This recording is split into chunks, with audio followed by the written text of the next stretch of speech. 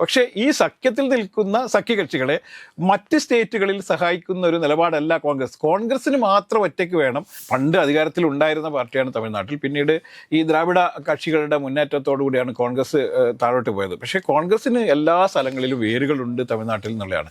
എന്തുകൊണ്ടാണ് പശ്ചിമ ബംഗാളിൽ തൃണമൂൽ കോൺഗ്രസുമായിട്ട് അല്ലെങ്കിൽ മമതാ ബാനർജിയുമായി ഒരു കറക്റ്റായിട്ട് ഒരു രാഷ്ട്രീയ സഖ്യം ഉണ്ടാക്കാൻ വേണ്ടി പറ്റാത്തതെന്ന് വെച്ച് കഴിഞ്ഞാൽ, തനിക്ക് കിട്ടേണ്ട പ്രധാനമന്ത്രി സ്ഥാനം മറ്റാർക്കെങ്കിലും ഇന്ത്യ സഖ്യത്തിൻ്റെ പേരിൽ മറ്റേതെങ്കിലും ഒരു മുഖം ഉയർന്നു വരുമോ എന്നുള്ളൊരു ഭയമാണ് രാഹുൽ ഗാന്ധിയെ ഇപ്പോൾ നയിക്കുന്നുള്ള നമ്മളിൽ കണ്ടത്. രാജേഷ് നമസ്കാരം.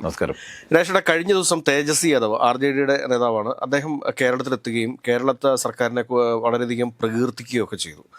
ആ സമയത്ത് തന്നെ അദ്ദേഹം ചില അസ്വസ്ഥതകൾ പുറത്തു പറയാനായിട്ട് മടിച്ചിട്ടില്ല എന്നുകൂടി നമ്മൾ കാണേണ്ടതുണ്ട്. കാരണം ഇന്ത്യ സഖ്യത്തിൽപ്പെട്ട ഘടകകക്ഷികളെ ഭരിക്കുന്ന സംസ്ഥാനത്ത് അല്ലെങ്കിൽ അവരുടെ സാന്നിധ്യമുള്ള സംസ്ഥാനത്ത് രാഹുൽ ഗാന്ധി പോവുകയും അവരെ നിശിതമായിട്ട് വിമർശിക്കുകയും ചെയ്യുന്ന രീതിയോടുള്ള അതൃപ്തി അദ്ദേഹം പരസ്യമായിട്ട് തന്നെ പ്രകടിപ്പിക്കുകയും ചെയ്തു. അതോടൊപ്പം തന്നെ ശക്തമായൊരു പ്രതിഷേധമുണ്ട്. ഇപ്പോൾ അവസാനമായിട്ട് നമുക്ക് ദേശീയ മാധ്യമങ്ങളിൽ നിന്ന് അറിയാൻ വേണ്ടിയിട്ട് സാധിക്കുന്നത് SP-യും അതോടൊപ്പം തന്നെ തേജസ്വി യാദവിൻ്റെ RJD-യും ഇന്ത്യ സഖ്യം വിട്ട് പുറത്തേക്ക് വരുന്നതിനെ കുറിച്ചുള്ള ചർച്ചകൾ സജീവമായി നടക്കുന്നു എന്നുള്ളതാണ്. എങ്ങനെയാണ് ഈ വിഷയത്തോട് പ്രതികരിക്കുന്നത്? അല്ലേ, നമ്മൾ ഈ ഇന്ത്യ സഖ്യം എന്നൊക്കെ പറയുന്നത് കഴിഞ്ഞ പാർലമെൻറ്റ് ഇലക്ഷനോടുകൂടി ഏതാണ്ട് ഏറെക്കുറെ അവസാനിച്ചൊരു സഖ്യമാണ് നമ്മളിൽ കാണേണ്ടത്. കാരണം ഇന്ത്യ സഖ്യത്തിന് ഉണ്ടായിരുന്ന അല്ലെങ്കിൽ ഇന്ത്യ സഖ്യത്തിൻ്റെ ഏറ്റവും ശക്തി എന്ന് പറയുന്ന ആം ആദ്മി പാർട്ടിയും അതുപോലെ തന്നെ തൃണമൂൽ കോൺഗ്രസും നേരത്തെ തന്നെ ആ സഖ്യത്തിൽ നിന്ന് വിട പറഞ്ഞിട്ടുണ്ട്. കോൺഗ്രസുമായി ഒരു ധാരണയ്ക്കും ഞങ്ങൾ തയ്യാറല്ല എന്ന് ഈ രണ്ട് പാർട്ടികളും നേരത്തെ തന്നെ പ്രഖ്യാപിക്കുകയും ചെയ്യുന്നുണ്ട്. നമുക്കറിയാം, ഈ തൃണമൂലിനെ ഒന്നും അവഗണിച്ചുകൊണ്ട് ഒരു സഖ്യം ഒരു BJP വിരുദ്ധ സഖ്യം ഉണ്ടാക്കാൻ പറ്റില്ല എന്നുള്ളത്. ഇപ്പോൾ ഈ കഴിഞ്ഞ പാർലമെൻറ്റ് ഇലക്ഷൻ്റെ സമയത്തായിരുന്നല്ലോ ഈ ഏറ്റവും വലിയ സഖ്യം എന്ന് പറഞ്ഞ്. എന്തുകൊണ്ടാണ് നിതീഷ് കുമാർ ഈ സഖ്യത്തിലേക്ക് വരികയും അദ്ദേഹം അതിന് നേതൃത്വം നൽകുമെന്ന് തീരുമാനിക്കുകയൊക്കെ ചെയ്തു. പക്ഷേ കോൺഗ്രസ് അതിന് തയ്യാറാവാത്തതുകൊണ്ടും രാഹുൽ ഗാന്ധിയുടെ അപക്വമായ ഇടപെടൽ കൊണ്ടാണ് അദ്ദേഹം തിരിച്ച് BJPയുടെ പാളയത്തിലേക്ക് എന്ന് തിരിച്ചു പോയത്. ഇല്ലായിരുന്നുവെങ്കിൽ ഇന്ന് യഥാർത്ഥത്തിൽ ഇന്ത്യൻ രാഷ്ട്രീയം മറ്റൊന്നായതിനെ നമ്മൾ കാണേണ്ടതുണ്ട്. ഇപ്പം BJP സഖ്യം ഇന്ന് നിലനിൽക്കുന്നത് ആരുടെ പിന്തുണയാണ്? സ്വാഭാവികമായിട്ടും ഈ നിതീഷ് കുമാറിൻ്റെ പിന്തുണയിൽ മാത്രമാണ് ഈ സർക്കാർ പോകുന്നത്. രാഹുൽ ഗാന്ധിക്ക് കൃത്യമായൊരു രാഷ്ട്രീയ ധാരണ ഉണ്ടായിരുന്നുവെങ്കിൽ അതായത് BJP വിരുദ്ധ ചേരിയെ ഒറ്റക്കെട്ടായി കൊണ്ടു നടക്കാൻ പറ്റണമായിരുന്നു. ഇപ്പം നമുക്കറിയാലോ, UP-യിൽ SP-യെ അവഗണിച്ചുകൊണ്ട് ആർക്കും മുന്നോട്ട് പോകാൻ പറ്റില്ല. ബീഹാറിൽ RJD-യെ അവഗണിച്ചുകൊണ്ട് മുന്നോട്ട് പോകാൻ പറ്റില്ല. ഇപ്പോൾ ഈ RJD-യെ സംബന്ധിച്ചിടത്തോളം ഒരു കാലത്ത് വലിയ ശക്തിയായിരുന്നു, രാജ്യത്ത് തന്നെ ഏറ്റവും വലിയ ശക്തിയായിരുന്നു. ജനതാദളിൽ നിന്ന് വിട്ടുപോയ ഒരു സോഷ്യലിസ്റ്റ് പാർട്ടിയാണത്. അതുകൊണ്ട് തന്നെ ഇപ്പോഴും ഈ ദളിതർക്കിടയിലും അതുപോലെ തന്നെ മുസ്ലിം ന്യൂനപക്ഷത്തിനിടയിലൊക്കെ നല്ല വേരുകളുള്ള പാർട്ടി കൂടിയാണ്. പക്ഷെ നോക്കൂ, ബീഹാർ ഇലക്ഷൻ്റെ സമയത്ത് എന്താ സംഭവിച്ചത്? ഏറ്റവും കൂടുതൽ രാഹുൽ ഗാന്ധി വോട്ട് ചോരി യാത്ര എന്നൊക്കെ പറഞ്ഞ് ഏറ്റവും കൂടുതൽ ദിവസങ്ങളോളം മെനക്കെട്ട് പ്രചരണമൊക്കെ നടത്തിയ സ്ഥലത്താണ് RJD-ക്ക് വലിയ തിരിച്ചടി കിട്ടുന്നത് നമ്മളിൽ കാണേണ്ടതുണ്ട്. അത് കോൺഗ്രസ് സഖ്യത്തിൻ്റെ പേരിലാണ് ഈ തിരിച്ചടി. കോൺഗ്രസ് സഖ്യം ഉണ്ടാക്കി കോൺഗ്രസിലൂടെ അധികാരത്തിലേക്ക് തിരിച്ചെത്താൻ കഴിയും എന്നുള്ള ഒരു വലിയ ആഗ്രഹത്തിലാണ് അവർ ഈ സഖ്യം ഉണ്ടാക്കി. പക്ഷേ ആ സഖ്യം കൊണ്ട് ഇവർക്ക് നഷ്ടമാണ് ഉണ്ടായെന്നുള്ള ബോധ്യത്തിലാണ് അവർ പിന്നെയും മറ്റ് സ്റ്റേറ്റുകളിൽ, ഇപ്പോൾ കേരളത്തിൽ തന്നെ വീരേന്ദ്രകുമാറിൻ്റെ പാർട്ടി, അതായത് ശ്രേയാംസ് കുമാർ നേതൃത്വം കൊടുക്കുന്ന പാർട്ടി RJD, ശ്രേയാംസ് കുമാർ എന്ന് പറയുന്നത് ദേശീയ തലത്തിൽ എന്നും അറിയപ്പെടുന്ന നേതാവല്ലെങ്കിൽ പോലും RJD-യെ സംബന്ധിച്ചിടത്തോളം അവർക്ക് വളരെ പ്രധാനപ്പെട്ട ഒരു നേതാവാണ്. അപ്പോൾ ഇവിടെ കോൺഗ്രസ് സഖ്യത്തിലില്ലാത്ത എല്ലാ നേതാക്കന്മാരെയും അടച്ചധിക്ഷേപിക്കുന്ന രീതിയിലുള്ള ഒരു പ്രവർത്തനം രാഹുൽ ഗാന്ധി നടത്താൻ പാടില്ല. കാരണം KC വേണുഗോപാൽ വന്ന് പ്രസംഗിക്കുന്ന പോലെയല്ല രാഹുൽ ഗാന്ധിയും പ്രിയങ്ക ഗാന്ധിയും വന്ന് പ്രസംഗിക്കും. കാരണം അവർ ദേശീയതലത്തിൽ ഈ BJP വിരുദ്ധ സഖ്യം കൊണ്ടുപോകുന്ന അല്ലെങ്കിൽ അതിന് നേതൃത്വം നൽകുന്ന നേതാക്കന്മാരാണ്. അപ്പോൾ ഇത്തരത്തിൽ രാഹുൽ ഗാന്ധിയുടെ അപക്വമായ ഇടപെടൽ ഒരുപക്ഷെ ഈ പാർട്ടിയിൽ അല്ലെങ്കിൽ ഈ സഖ്യത്തിലുള്ള ഒരു CPM CPI പോലും മുന്നണി വിടുന്നതിനെക്കുറിച്ച് വളരെ സീരിയസ് ആയി ആലോചിച്ചുകൊണ്ടിരിക്കുകയാണ്. കാരണം ഇന്ത്യ മുന്നണിയിൽ നിൽക്കുന്ന പാർട്ടിയുടെ നേതാവ് ഡൽഹിയിൽ ചെല്ലുമ്പോൾ ഇവർ വലിയ സഖ്യത്തിലാണെന്ന് പറയുകയും പക്ഷേ കേരളത്തിൽ വരുമ്പോൾ ഇവിടെയുള്ള എല്ലാ നേതാക്കന്മാരെയും അടച്ചധിക്ഷേപിക്കുന്ന, വ്യക്തിപരമായി കടന്നാക്രമിക്കുന്ന ഒരു പൊളിറ്റിക്കൽ രീതിയാണ് ഇവർ സ്വീകരിക്കുന്നത്. ശരിക്കും അത്തരത്തിലൊരു രീതി അവലംബിക്കുന്ന സമയത്ത് എങ്ങനെയാണ് ഒരു സഖ്യത്തിന് മുന്നോട്ട് പോകാൻ പറ്റുക? അപ്പം അവർ അധിക്ഷേപിക്കാത്ത ഏക പാർട്ടി എന്ന് പറയുന്നത് DMK മാത്രമാണ്. കാരണം ആ DMK ആയിട്ട് അവിടെ സഖ്യത്തിലാണ്. DMKയുടെ കരുണയില്ല, കാരുണ്യത്തിൽ മാത്രമാണ് അവിടെ CPM ആയാലും കോൺഗ്രസ് ആയാലും മുസ്ലിം ലീഗും ഒക്കെ അവിടെ മത്സരിക്കുകയും ജയിക്കുകയൊക്കെ ചെയ്യുന്നത്. അപ്പോൾ കോൺഗ്രസിന് നിലനിൽപ്പ് വേണമെങ്കിൽ ഇത്തരം ആളുകൾ വേണം. അപ്പോൾ അവിടെ മാത്രം വലിയ സഖ്യവും മറ്റുള്ള സ്ഥലങ്ങളിലൊക്കെ അധിക്ഷേപവും എന്ന് പറയുന്ന രീതി. ഇപ്പം അരവിന്ദ് കെജ്രിവാൾ തന്നെ പറഞ്ഞിട്ടുണ്ട്, ഈ കോൺഗ്രസുമായിട്ട് ഇനി ഒരു തരത്തിലുള്ള രാഷ്ട്രീയ സഖ്യത്തിന് ഞാനില്ല എന്ന്. അപ്പോൾ അദ്ദേഹത്തിന് ഏറ്റവും കൂടുതൽ സപ്പോർട്ട് ചെയ്തത് ഒരു കാലത്ത് രാഹുൽ ഗാന്ധി ആയിരുന്നു, നമ്മൾ കാണാം. പക്ഷേ ഡൽഹിയിലെ തോൽവിക്ക് ഏറ്റവും പ്രധാനപ്പെട്ട കാരണം അരവിന്ദ് കെജ്രിവാൾ ഇന്ന് പൊളിറ്റിക്കലി നേരിട്ട ഏറ്റവും വലിയ തിരിച്ചടി എന്ന് പറയുന്നത് കോൺഗ്രസ് കാലുവാരി എന്നാണ് പറയുന്നത്. സത്യമായിട്ട് അത് തന്നെയാണ് സംഭവം. ഡൽഹി തെരഞ്ഞെടുപ്പിൽ എന്താ സംഭവിച്ചതെന്ന് ചോദിച്ചു കഴിഞ്ഞാൽ കോൺഗ്രസ് അവിടെ വലിയൊരു സാന്നിധ്യമൊന്നുമല്ല. കോൺഗ്രസ് അത്യാവശ്യം കുറച്ച് സീറ്റൊക്കെ ആം ആദ്മി പാർട്ടിയുടെ കൈവശത്ത് നിന്ന് വാങ്ങിയതിന് ശേഷം അവിടെ ഒരു സഖ്യമായിട്ട് മത്സരിക്കുകയാണ് വേണ്ടത്. പക്ഷേ എന്താ ഇവർ ചെയ്തതെന്ന് ചോദിച്ചു കഴിഞ്ഞാൽ പല സ്ഥലങ്ങളിൽ ആം ആദ്മി പാർട്ടി തോറ്റുള്ളത് 2000-3000 വോട്ടുകൾക്കാണ്.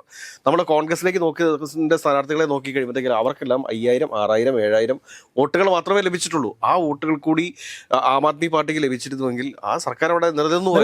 പക്ഷേ നമ്മളൊന്ന് നോക്കൂ, ഇപ്പം ഈ നമ്മുടെ പഞ്ചാബിൽ സഖ്യമാവാം എന്ന് പറയുന്നു.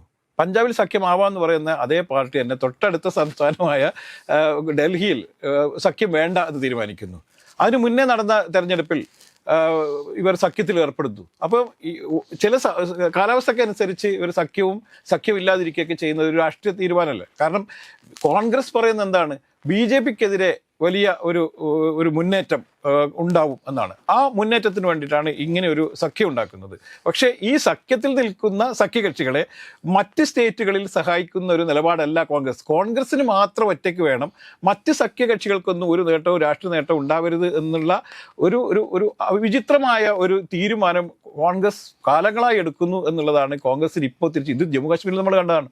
ജമ്മു കാശ്മീരിലും ഇത്തരത്തിൽ കോൺഗ്രസിൻ്റെ നിലപാടുകൾക്കെതിരെ അതിശക്തമായ പ്രതികരണങ്ങൾ ഉണ്ടായി. ഈ സഖ്യത്തിൽ ഇരിക്കുന്ന എല്ലാ പൊളിറ്റിക്കൽ പാർട്ടികളും അതാത് സ്റ്റേറ്റുകളിൽ വരുമ്പോൾ കോൺഗ്രസ് വിരുദ്ധ നിലപാടാണ് സ്വീകരിക്കുന്നത്. ഇത്തരത്തിൽ കോൺഗ്രസ് നിലപാടുകൾ സ്വീകരിച്ചുകൊണ്ട് ഇവിടുന്ന് ജയിച്ചു പോകുന്ന MP എങ്ങനെയാണ് അവിടെ ചെല്ലുമ്പോൾ കോൺഗ്രസ് അനുകൂലമായ നിലപാട് സ്വീകരിക്കുക എന്നുള്ളൊരു വലിയ രാഷ്ട്രീയ പ്രശ്നമുണ്ട്. അവിടെയാണ് BJPൻ്റെ വിജയം എന്ന് പറയുന്നത്. BJP ഒറ്റ നിലപാട് സ്വീകരിക്കുകയും അവരുടെ കൂടെ നിൽക്കുന്ന സഖ്യകക്ഷികളെല്ലാം ചേർത്ത് പിടിക്കുകയും ചെയ്യുന്നു. അവർക്ക് വളരെ വ്യക്തമായ രാഷ്ട്രീയ പ്രാധാന്യം നൽകുന്നു. ഇപ്പം നമ്മൾ നോക്കൂ, കർണാടകയിലെ ജനതാദൾ എസിന് അവർ ചേർത്ത് പിടിക്കുകയും അവർക്ക് നല്ല വിജയം ഉണ്ടാവുകയും കുമാരസ്വാമിയെ ക്യാബിനറ്റിലേക്ക് കൊണ്ടുവരികയൊക്കെ ചെയ്യുന്ന കാഴ്ചയാണ് നമ്മൾ കണ്ടത്. ഇപ്പം നിതീഷ് കുമാറിനെ അവർ ക്യാബിനറ്റിലേക്ക് കൊണ്ടുവരും. അപ്പം കൂടെ നിൽക്കുന്ന എല്ലാ ആളുകൾക്കും വളരെ വ്യക്തമായ പ്രൊട്ടക്ഷൻ കൊടുക്കുന്നു എന്നുള്ളതാണ് BJP സഖ്യത്തിൻ്റെ ഏറ്റവും വലിയ പ്രത്യേകത. പക്ഷേ തിരിച്ചു ഇവിടെ വരുമ്പോൾ അധികാരമില്ലാതിരുന്നിട്ട് പോലും BJPക്കെതിരെ അതിശക്തമായ നിലപാട് എടുക്കേണ്ട മറ്റ് പാർട്ടികളെ, മറ്റ് സ്റ്റേറ്റുകളിലുള്ള പാർട്ടികളെ അവഗണിക്കുകയും ഈ സന്ദർഭം കിട്ടുമ്പോഴൊക്കെ അവരെ പൊളിറ്റിക്കലി ഇല്ലാതാക്കാൻ വേണ്ടി ശ്രമം നടത്തുകയും ചെയ്യുന്നു എന്നുള്ളതാണ് കോൺഗ്രസും ഇവരും തമ്മിലുള്ള ഏറ്റവും വലിയ പ്രശ്നം. ഇതിനകത്ത് വേറൊരു വസ്തുതയോട് നമ്മൾ പരിശോധിച്ച് പോകുന്നുണ്ട്. ഇപ്പോൾ DMKയുടെ കാര്യം പറഞ്ഞു, DMKയും കോൺഗ്രസുമായിട്ട് വലിയ പ്രശ്നങ്ങളൊന്നുമില്ല എന്ന് പറഞ്ഞു. പക്ഷേ അപ്പോൾ നമ്മളോട് മനസ്സിലാക്കേണ്ട ഒരു കാര്യം എന്താണെന്ന് ചോദിച്ചു കഴിഞ്ഞാൽ ഈ DMKയ്ക്ക് കൂടുതലും ഒരു അടുപ്പമുള്ളത് ഇടതുപക്ഷ പ്രസ്ഥാനങ്ങളോടാണ് എന്നുള്ള യാഥാർത്ഥ്യം കൂടി നമ്മൾ മറന്നു പോകരുത്. കാരണം കമൽഹാസനൊക്കെ രാജ്യസഭയിലേക്ക് പോകണം എന്നുണ്ടെങ്കിൽ അതിനകത്ത് കേരള മുഖ്യമന്ത്രിയുടെയൊക്കെ ഒരു സമ്മർദ്ദം കൂടി അവിടെ ഉണ്ട് എന്നുള്ളതൊരു യാഥാർത്ഥ്യമാണ്. അല്ല, പക്ഷേ ഇതൊക്കെ പറയുമ്പോൾ നമ്മളെ ആലോചിക്കേണ്ടത് കോൺഗ്രസ്സിന് അധികാരമൊന്നും ഇല്ലെങ്കിലും കോൺഗ്രസ് യഥാർത്ഥത്തിൽ പണ്ട് അധികാരത്തിൽ ഉണ്ടായിരുന്ന പാർട്ടിയാണ് തമിഴ്നാട്ടിൽ. പിന്നീട് ഈ ദ്രാവിഡ കക്ഷികളുടെ മുന്നേറ്റത്തോടു കൂടിയാണ് കോൺഗ്രസ് താഴോട്ട് പോയത്. പക്ഷേ കോൺഗ്രസ്സിന് എല്ലാ സ്ഥലങ്ങളിലും വേരുകളുണ്ട് തമിഴ്നാട്ടിൽ എന്നുള്ളതാണ്. പക്ഷേ ഇടതുപക്ഷ കക്ഷികൾക്ക് അത്തരത്തിൽ വലിയ വേരുകളില്ല എന്നുള്ളത് നമ്മൾ പരിശോധിക്കണം. അപ്പം അതേസമയം ശരിയാണ് സി പറഞ്ഞത്, കേരളത്തിലെ CPM നേതൃത്വവുമായിട്ട് വളരെ അടുപ്പം സൂക്ഷിക്കുന്ന ഒരു രാഷ്ട്രീയ സഖ്യമാണ് DMK എന്നുള്ള കാര്യം സംശയമില്ല. പക്ഷേ തമിഴ്നാട്ടിൽ ചെല്ലുന്ന സമയത്ത് അവിടെ ഇവർ തമ്മിൽ വളരെ ഐക്യത്തിലാണ് പോകുന്നത്. കോൺഗ്രസ് കുറേ സീറ്റ് അധികം ചോദിച്ചിരുന്നു, പക്ഷേ DMK ഇത്ര സീറ്റ് കൊടുക്കുന്നു പറഞ്ഞു, ആ സീറ്റിൽ മത്സരിക്കുന്നു. വിജയ സാധ്യതയുള്ള കുറേ സീറ്റുകളുണ്ട്, അത് ഉറപ്പായി അവിടെ മത്സരിച്ച് ജയിക്കുന്നു. MLA-മാരുണ്ട്, എല്ലാവർക്കും MLA-മാരുണ്ട്. ഇപ്പോൾ കോൺഗ്രസിനും CPM-നും CPI-ക്കൊക്കെ അവർ കൃത്യമായ പ്രാധാന്യം കൊടുക്കുന്നുണ്ട്. അത്തരത്തിലുള്ള DMK കാണിക്കുന്ന തരത്തിലുള്ള രാഷ്ട്രീയ മര്യാദ കോൺഗ്രസിന് സ്വാധീനമുള്ള സ്ഥലങ്ങളിൽ അവരുടെ ഘടകകക്ഷികളോട് കാണിക്കുന്നില്ല എന്നുള്ളതാണ് ഞാൻ ഈ പറഞ്ഞത്. ഇപ്പം നമ്മൾ രാജസ്ഥാനും മധ്യപ്രദേശും ഒക്കെ എടുത്ത് പരിശോധിക്കുകയാണെങ്കിൽ അവിടെ അധികാരം നഷ്ടപ്പെടാനായിട്ടുള്ള പ്രധാനപ്പെട്ട കാരണം എന്ന് പറയുന്നത് തന്നെ ഈ കോൺഗ്രസിൻ്റെ ഒരു അഹങ്കാരം തന്നെ എന്ന് പറയേണ്ടി വരും. കാരണം അവിടെ ഇപ്പം നമ്മുടെ SP-യുടെ സാന്നിധ്യമുള്ള സ്ഥലമാണ് മധ്യപ്രദേശ് എന്ന് പറയുന്നത്. അവിടെയൊക്കെ വേണ്ട രീതിയിലുള്ളൊരു പരിഗണന അവരെയും കൂടെ ഒന്ന് പരിഗണിച്ചിരുന്നുവെങ്കിൽ ഒരുപക്ഷെ കോൺഗ്രസിന് മധ്യപ്രദേശിലും രാജസ്ഥാനിലും ഒക്കെ ഭരണം നിലനിർത്തി മുൻപോട്ട് പോകാനായിട്ട് സാധിക്കുമായിരുന്നു. പക്ഷേ എന്തുകൊണ്ട് ഈ കോൺഗ്രസ് അപക്വമായ തീരുമാനങ്ങളിലൂടെയാണ് കടന്നു പോകുന്നത്? അല്ലെങ്കിൽ രാഹുൽ ഗാന്ധിയെ ഉപദേശിക്കാനായിട്ട് രാഷ്ട്രീയ പരിചയമുള്ള ആളുകളുടെ കുറവുണ്ട് എന്ന് തന്നെ വേണം നമ്മൾ കരുതാൻ. അതാണ് ഏറ്റവും യഥാർത്ഥത്തിൽ ഇപ്പോൾ ഇന്ന് കോൺഗ്രസ് നേരിടുന്ന ഏറ്റവും വലിയ പ്രതിസന്ധി എന്ന് പറയുന്നത്. ഇതിന് ഒരു ഇപ്പം ഖർഗെ പോലെ നേതാക്കന്മാരുണ്ടെങ്കിൽ പോലും വളരെ തന്ത്രപരമായി ഈ അധികാരം നഷ്ടപ്പെട്ട് 3 ടേമിലായിട്ട് അധികാരം നഷ്ടപ്പെട്ട് രാഷ്ട്രീയമായി വളരെയേറെ തിരിച്ചടികൾ കിട്ടിക്കൊണ്ടേയിരിക്കുന്ന ഈ രാഷ്ട്രീയ പാർട്ടിയാണല്ലോ കോൺഗ്രസ്. പക്ഷേ കോൺഗ്രസ്സിന് എല്ലാ രാജ്യത്തിലെ ആകമാനം വേരുകളുണ്ട്.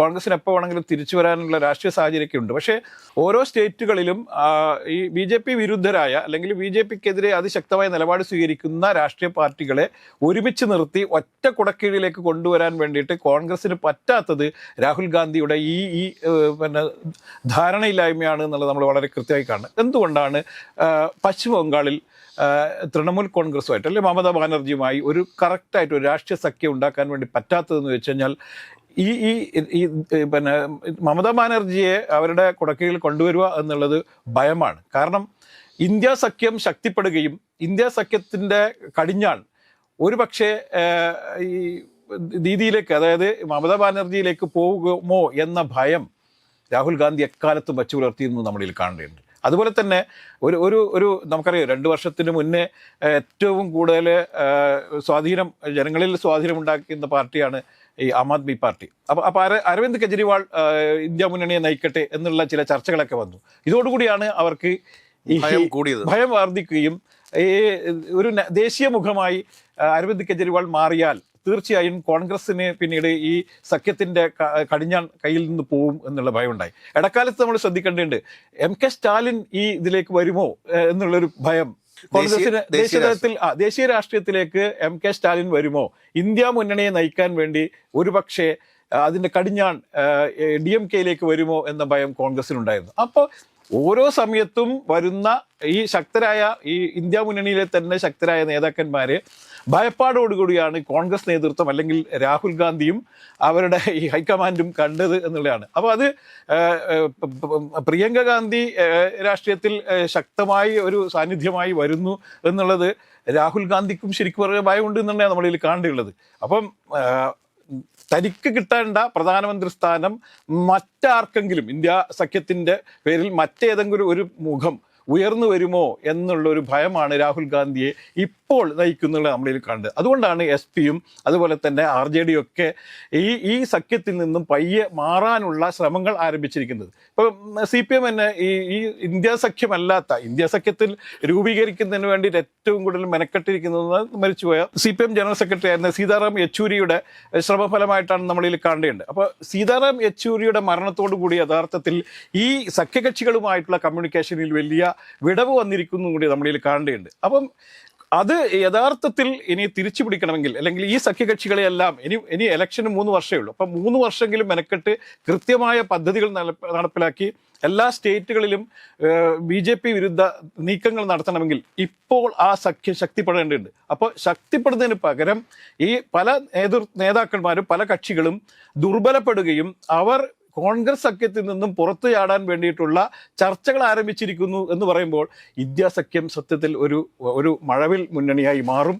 അത് യാഥാർത്ഥ്യമല്ലാതാവും. ഇത് BJPയുടെ ഭരണ തുടർച്ചയ്ക്ക് വഴിയൊരുക്കും എന്ന് കൂടി നമ്മളിൽ കാണേണ്ടതുണ്ട്.